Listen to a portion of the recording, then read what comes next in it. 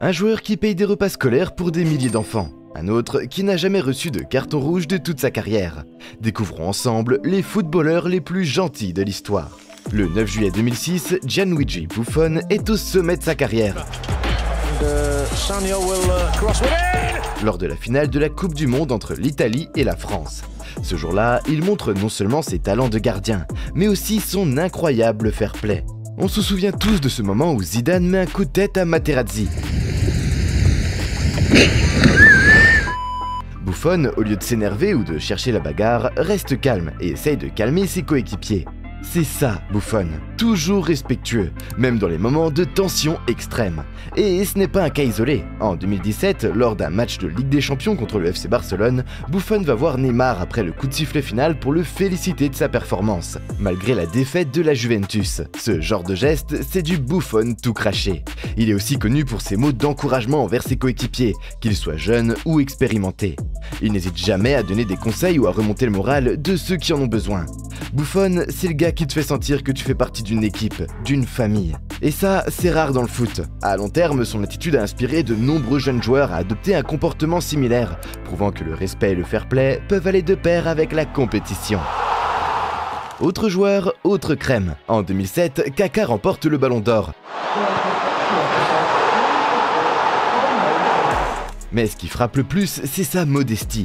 Le gars reste humble malgré son succès, il ne se contente pas de briller sur le terrain, il utilise aussi sa notoriété pour faire le bien.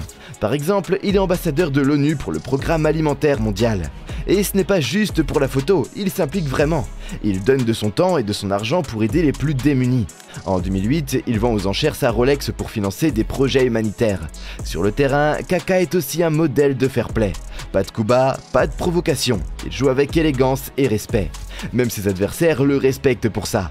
En 2009, lors d'un match contre le Real Madrid, il aide un joueur blessé à se relever alors que le jeu continue. C'est ce genre de geste qui montre la vraie nature de Kaka. Et puis il y a cette anecdote où il refuse une prime de victoire parce qu'il estime que l'argent serait mieux utilisé pour des œuvres de charité. Qui fait encore ça de nos jours?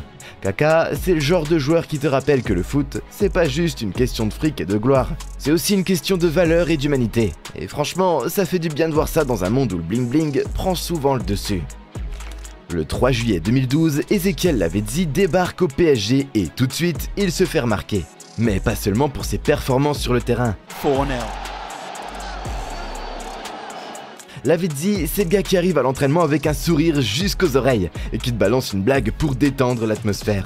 C'est très... La concha de su madre.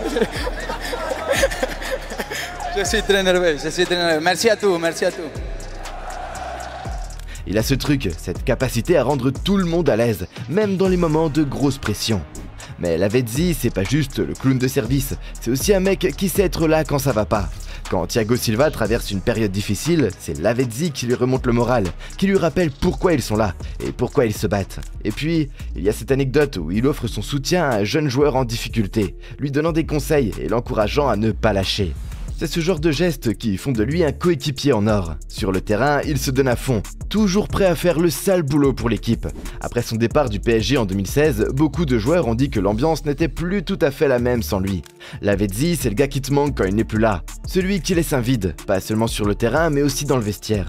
Bref, un vrai gentil du foot. Un de ceux qui te rappellent que ce sport, c'est aussi une histoire de cœur et de camaraderie. En 2002, Philipp Lahm commence sa carrière professionnelle au Bayern Munich. Et dès ses débuts, il montre un fair-play exemplaire. Ce mec, c'est un vrai gentleman du foot.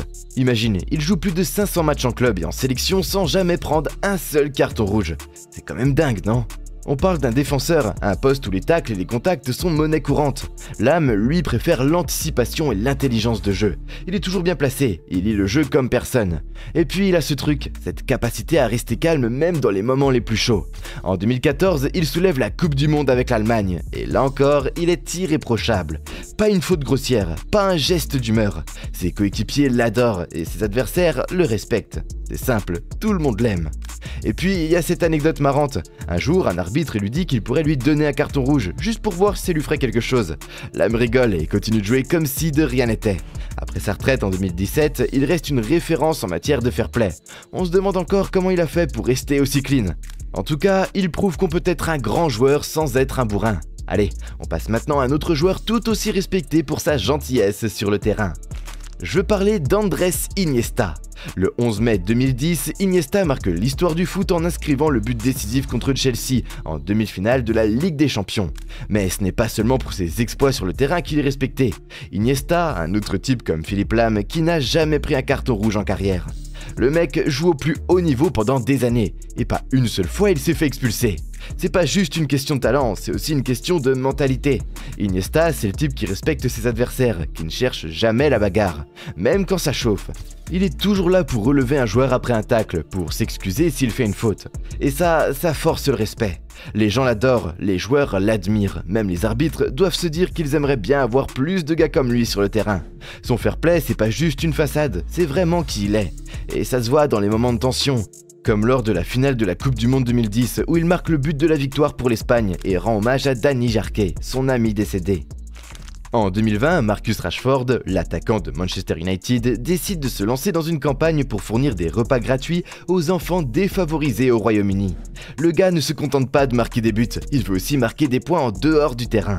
Il utilise sa notoriété pour interpeller le gouvernement britannique et demande à ce que les repas scolaires gratuits soient maintenus pendant les vacances, surtout en pleine pandémie. Et là, surprise, il réussit à faire plier le gouvernement. Oui, vous avez bien entendu, un footballeur qui fait changer une politique gouvernementale. C'est pas tous les jours qu'on voit ça. Rashford ne s'arrête pas là, il continue de militer pour les droits des enfants et devient une véritable icône de la lutte contre la pauvreté infantile. En plus, il reçoit une distinction de la reine. Rien que ça, il est fait membre de l'ordre de l'Empire britannique, ce qui est quand même la classe. Franchement, qui aurait cru qu'un joueur de foot pourrait avoir un tel impact social? Ça montre bien que les footballeurs ne sont pas juste des mecs qui courent après un ballon, ils peuvent aussi être des acteurs du changement. Rashford inspire des milliers de personnes et prouve que même avec un ballon au pied, on peut faire bouger les choses. Et vous en pensez quoi? Vous imaginez si tous les joueurs de foot faisaient pareil? Le monde serait peut-être un peu meilleur, non? En tout cas, chapeau bas Marcus, il mérite bien sa place parmi les footballeurs les plus gentils de l'histoire. En 2017, Juan Mata décide de lancer l'initiative Common Goal. Et là, c'est le début d'une belle aventure. Le concept est simple, mais puissant. Les footballeurs s'engagent à donner 1% de leur salaire à des œuvres de charité. Franchement, c'est pas mal, non? Mata, qui joue alors à Manchester United, ne se contente pas de faire un chèque et de passer à autre chose. Non, il met les mains dans le cambouis et convainc d'autres joueurs de le rejoindre. Et ça marche, des stars comme Mats Hummels, Giorgio Chiellini et Megan Rapinoe embarquent dans le projet. Imaginez, des millions d'euros qui vont directement à des causes comme l'éducation, la santé et l'égalité homme-femme. C'est pas juste un coup de pub, c'est du concret. Les fonds récoltés ont un impact significatif. On parle de terrains de foot construits dans des quartiers pauvres, de programmes éducatifs pour les enfants, et même de soutien psychologique pour les jeunes en difficulté. Bref, Mata et ses potes font vraiment la différence. Et le plus beau dans tout ça, c'est que l'initiative continue de grandir. De plus en plus de joueurs rejoignent le mouvement, et l'effet boule de neige continue depuis.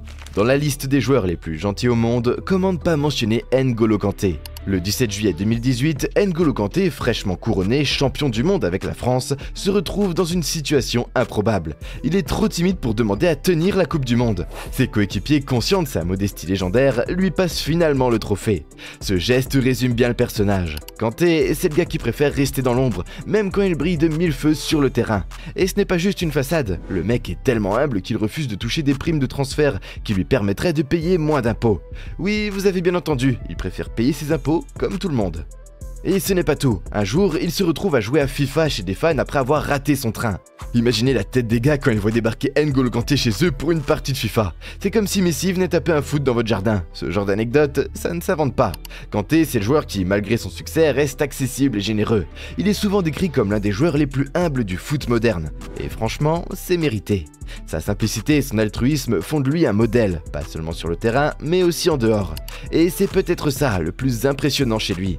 À une époque où le foot est souvent associé à l'argent et à l'ego, Kanté nous rappelle que l'humilité et la générosité ont encore leur place. Le 29 octobre 1994, Raúl González fait ses débuts avec le Real Madrid à seulement 17 ans. Dès le début, il montre un comportement exemplaire sur et en dehors du terrain. Pas de scandale, pas de coups bas, juste du foot pur et dur. Raúl, c'est le gars qui serre la main de l'arbitre même après une décision douteuse. Il respecte ses adversaires, ses coéquipiers et les règles du jeu. Raúl, c'est aussi le type qui reste après l'entraînement pour signer des autographes et discuter avec les fans. En 2008, il devient le capitaine du Real Madrid, et sous sa direction, l'équipe remporte plusieurs titres. Mais ce qui le distingue vraiment, c'est son attitude. Pas de cris, pas de gestes déplacés, juste un leader calme et respectueux. En dehors du terrain, il est tout aussi exemplaire. Il participe à des œuvres de charité, visite des hôpitaux pour enfants et reste toujours humble malgré sa carrière impressionnante. En 2010, il quitte le Real Madrid pour Schalke 04. Et même là, il gagne le respect de tous. Raúl, c'est le genre de joueur qui te fait aimer le foot pour les bonnes raisons.